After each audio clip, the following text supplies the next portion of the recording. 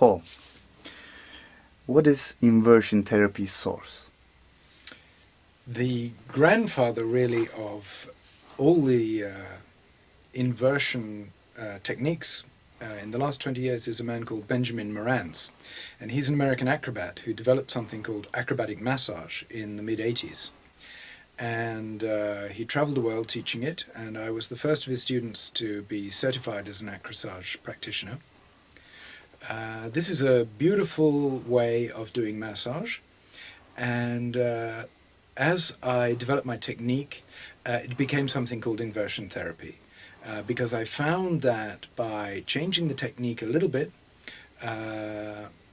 we could make a situation where people completely relax the whole of their body and start going into leaving the body, traveling in inner space into their mental processes, into their emotional processes.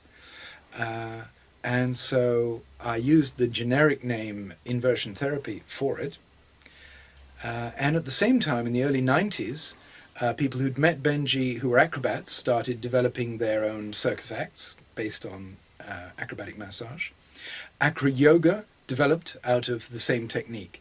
So this partnership yoga, acro yoga, inversion therapy are all developments from Benji Morantz's original acrobatic massage. I want to talk about a little bit overtone singing.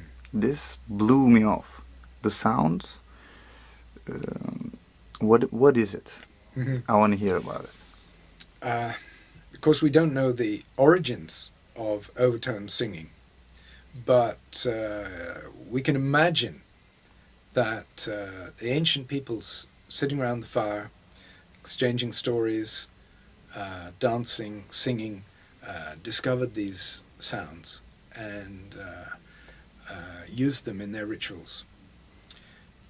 The beautiful thing about the overtone singing is on top of your ground tone, you're picking out and amplifying overtones that are already there in the voice and on different levels.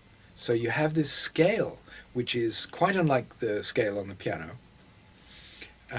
And so you have these intervals, these notes that are unusual, and they create a resonance that have these different psychological, spiritual, physical effects.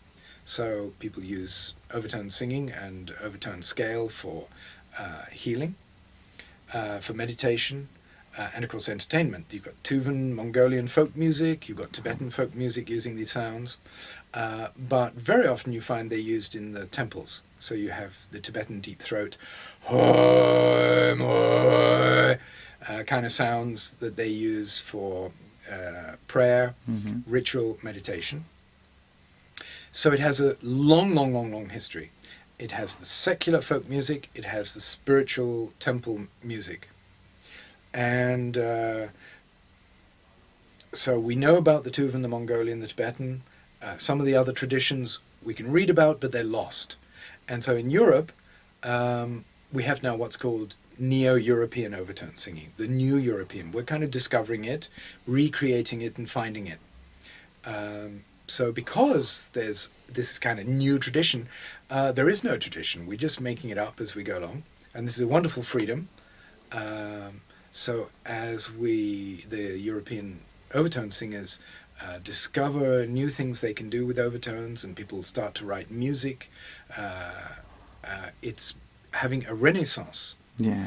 And so many people now recognize it from the films, because very often it's used in the backgrounds, film music, and more Tuvans and Mongolians are traveling around the world and exposing people to this.